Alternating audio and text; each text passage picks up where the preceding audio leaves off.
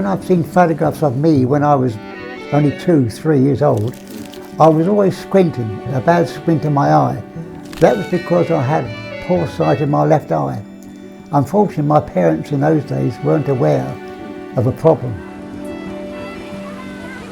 And in the end, in my 20s, I completely lost the sight of my left eye.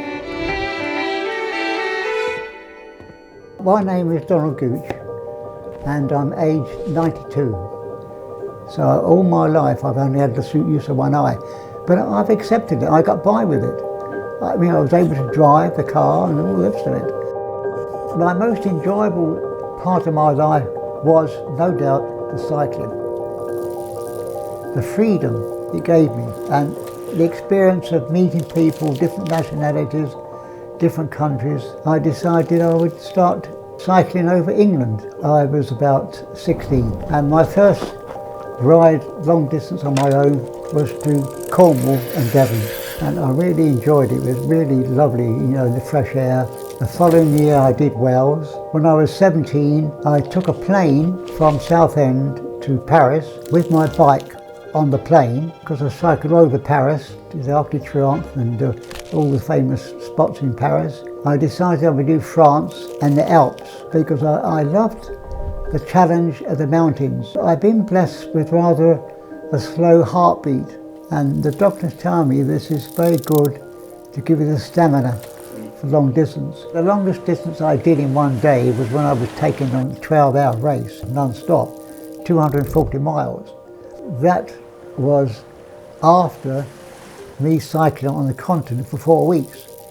It goes to show that train and train and train, you can achieve anything you want to. This also I carried on right the way through. For instance, my painting. I decided that as my sight deteriorated, it would not stop me. As the family knows, I've done quite a few nice paintings, you know, since my sight really deteriorated.